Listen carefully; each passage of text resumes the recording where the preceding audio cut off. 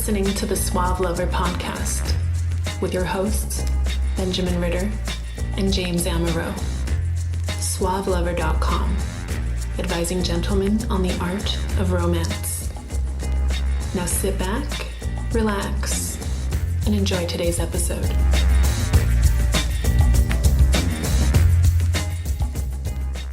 You ever been friends with a girl? Me neither. You're letting me answer the question? Did you want me to ask you? Is that why? No. I've been friends with girls that I've made the mistake of not having sex with first.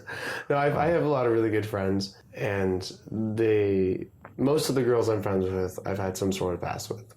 You've had sex with them and you stay friends. I mean, that's kind of, isn't that what you do after high school? Is if you have sex and you decide not to continue having sex, but you like each other, you just stay friends with them? Yeah, because what is the reason why you were interested in them in the first place? For the pee? Let's elaborate. I see. That could have multiple meanings. Oh. No, but you usually are attracted to someone, you connect with them.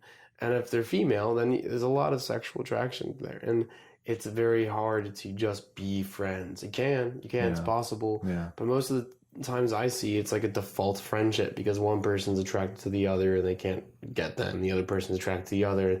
One person's disillusioned and they end up in the friend zone. Yeah, the dreaded friend zone where you're attracted to somebody who thinks of you as just a bestie brother or the gay boyfriend or whatever, right? What would you say to all these men and women right now listening?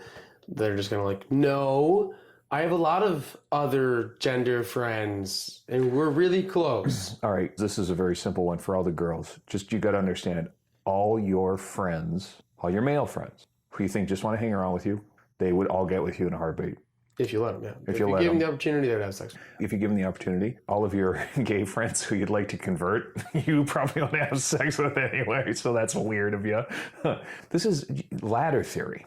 The ladder idea is just kind of an interesting way of thinking of a scale of activity. So for women, they have two different groups of guys. They have the lovers and the friends, and they rank order their friends and their lovers in the preferred order they like to spend their time. So there's the guy I really would love. He'd be my prince and I'd spend eternity with. And then there's like a second prince. And then there's, that guy John who was really hot. And then so she has sort of a rank order for lovers. And now here's where she is with her rank of order of friends. Oh, Evan is great. And Bruce is awesome. And James and Ben and blah, blah, blah. And these are her friends.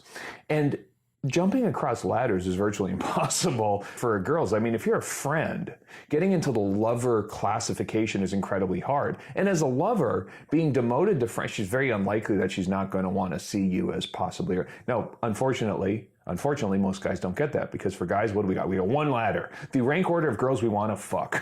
And that's how we want to spend our time and who we want to talk to and who we want to hang out with. So we don't understand that for a girl, she can see you and want to spend a tremendous amount of time with you. She can feel totally comfortable curling up and watching a movie with you. There is nothing sexual about that, because you're her friend who she can get in her underwear, watch a movie with, eat popcorn. But then, why would you kiss me? That'd be weird. You're like my brother. I mean, that's actually how she's subjectively perceiving you.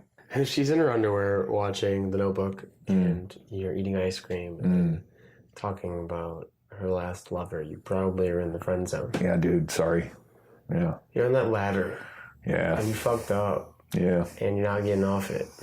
Probably not. Well, no, you could get off it. You can get off it and walk away. It's going to be really hard to go from being a friend to a lover. So the best possible advice is jump off this fucking ladder and go to somewhere else. Don't get there in the first place, man. If you can just not be classified, demoted to friend status in the first place, that's your best bet. It's really easy to be acquaintances with a girl that you find attractive. Yeah. And not be her friend. Yeah. And stay kind of floating in between the lover friend. Right. And never really attach yourself to a ladder until you want to, until you have the opportunity to. Yes. And how do you do that? You're sexual. You treat her like a sexual object. It's weird. There's a fine line between like not doing things for her, not listening to her problems and stuff, But there's a way to do it that you're just doing it because you're interested in her. Mm-hmm.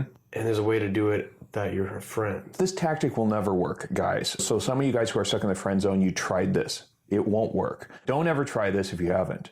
You will make friends with her. You'll get close to her. You will have that emotional intimacy which she seeks and you probably do too. And then she will finally see you. as the kind of guy she wants to make her lover. Dude, it don't work that way. Just doesn't. If she's telling you about her problems and you're listening, yeah, and you don't hit her ass, yeah, and you don't make a funny joke about how her tits look great, right, or you don't say something sexual, yeah, if you listen to her just enough all the time without doing anything like that, yeah, you're a friend. The Essentials by Benjamin Ritter is your concise manual for life improvement and success with women.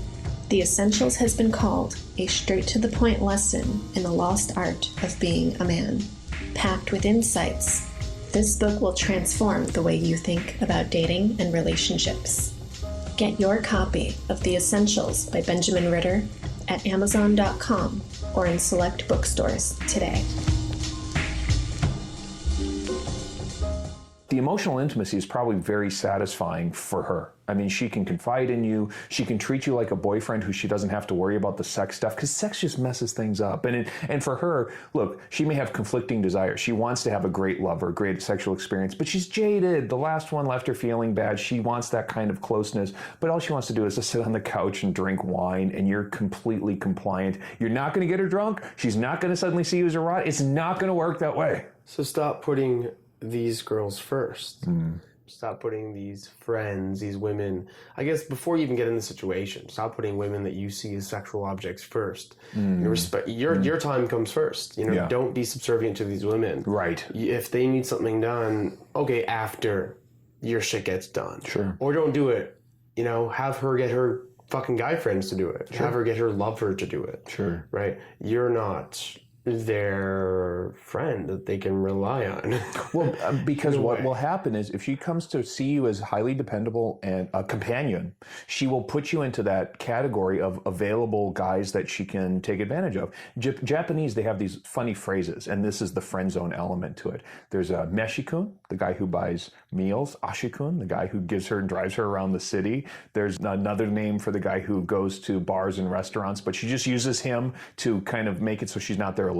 Those kind of exactly what you're setting yourself up to do, so don't do it. I see it all the time. I see the guys that take girls to the Bulls games, guys that just get tons of bottles from servers in the bar that they really like, guys that will literally get takeout for a girl and bring it to their job, like just really going out of your way shit that a husband would do. Right.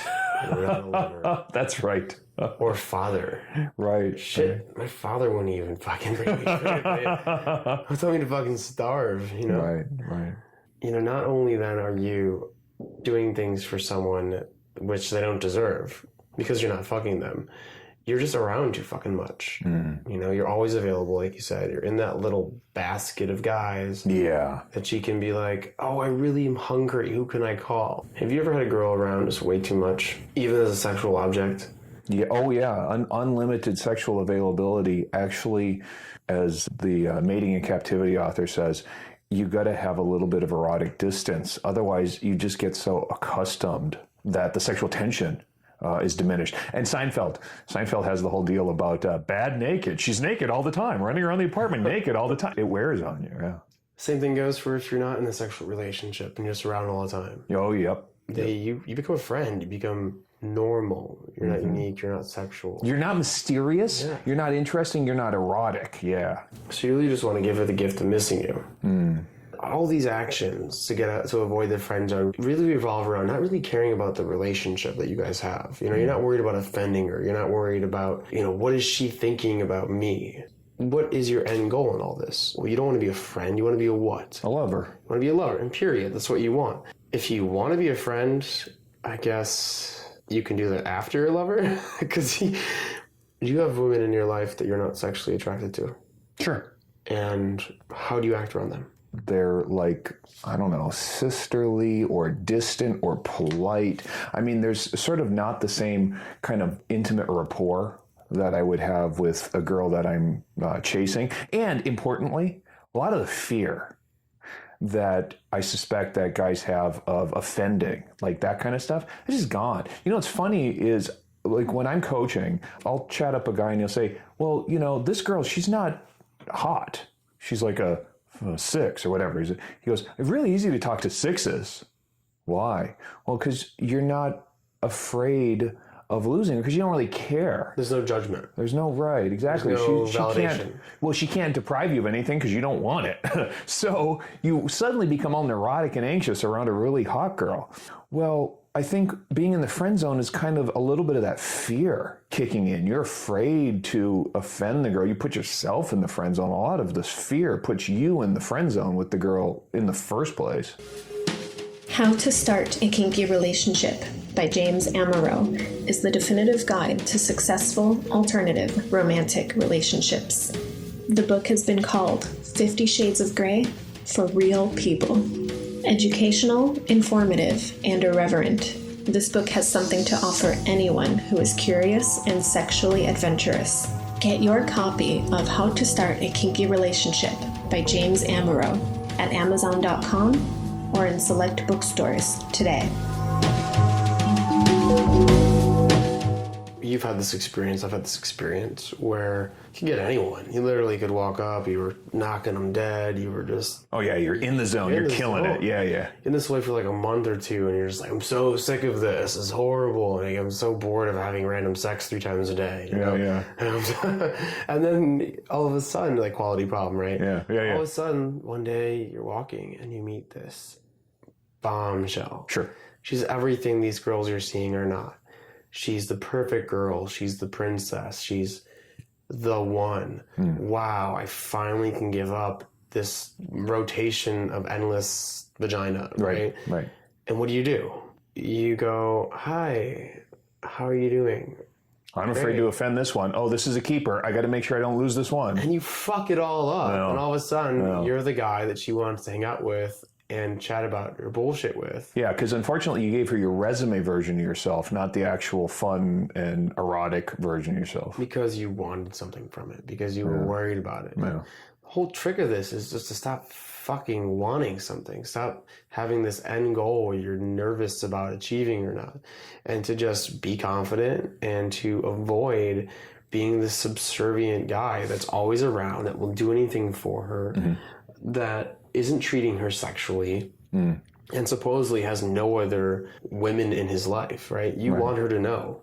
So let's say you just see this hottie, and instead of fucking it up and acting like you're on a job interview, you actually start talking about what you did that weekend, and you start making yourself seem interesting and sexual, and you're like, oh, I went on this date with this Tinder girl, and she just wanted to get on me, and I wasn't really feeling it, so I called up this other girl I knew and had a great night. Well, that's great because it does create that jealousy. And I mean, as perverse and weird as it is, the simple psychological fact is that women prefer pre-selection. They prefer guys who other women find attractive. They don't like this fact about it. If you point it out to them, they often find it, oh yeah, it's true, but geez, isn't that stupid? Right. No, but it's true. If you mention to her that you are dating other women, she knows, okay, well, let's see, I find him attractive, other women find him attractive, and he's dating. He's not married, he's not committed.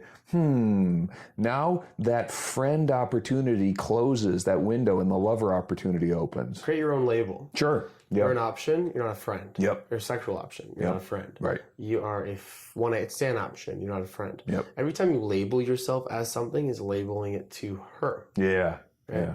None of that like NLP shit, but you're sometimes you have to spell it out for people. Sure. Like how many times have you been in front of a girl and she was just like talking about how she orgasms, and you're like, I now see you in a different light. Right. I now want to make you have an orgasm. Right. All of a sudden you're a sexual exploit that I want to just take advantage of. Right. You're making yourself like that. Total turn on. Yeah. Instead of, went to my grandma's this weekend and I clipped her toenails, and I cooked dinner and did my laundry. No, that's an important fact. Avoid the mundane shit. I mean, the mundane shit is part of life. And in fact, if you are in the lover category, you can do some of the mundane shit. You should probably time box it and limit it. But if you're not yet, the best way to go into the friend zone quickly is to really be boring. Be reliable and fucking boring. You know, I take that shit. I walked in on my grandma watching porn. I was cooking with this girl I was seeing, and she almost burned down my fucking house. What's worse about that is we weren't wearing any fucking clothes. So you make, these stories are interesting. They keep finding out. I think it was, they did a survey of all these entrepreneurs, super like CEOs. Yeah. The number one thing that was their success factor was their ability to tell a story.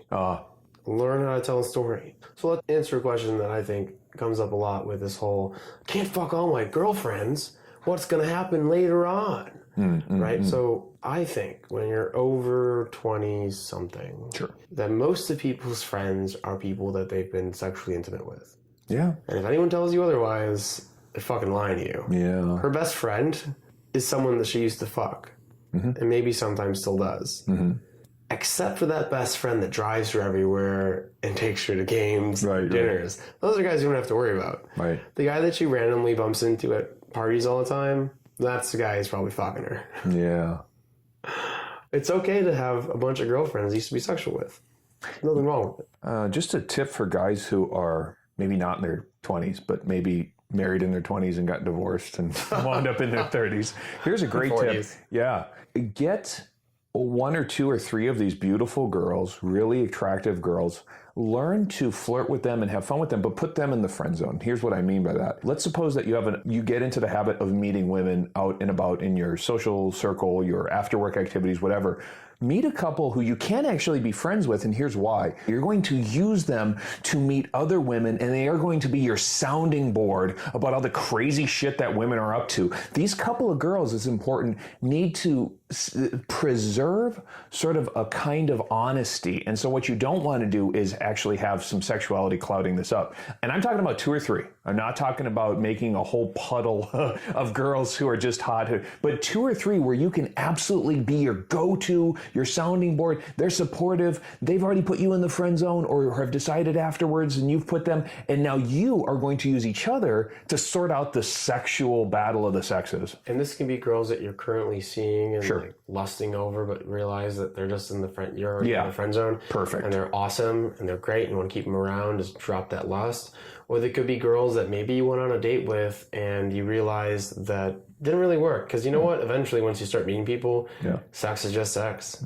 And if a girl is really cool and you're not really clicking, don't fuck her. Don't fuck her over. Make her a friend. And just kind of use her.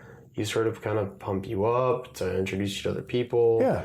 And I see what you're getting at, because the girls that maybe I think are that now in my life, had sex with, really always have that little ting of jealousy. Sure, you know, so it's nice to find a girl that you do connect with, haven't had sex with, can still flirt with sexually, can still have that tension and connection. No, it's never going to fucking happen. Because it's just not feeling it. You can find those girls just eventually. Once you have enough options, don't want to fuck everything that moves and you realize that it's not worth it.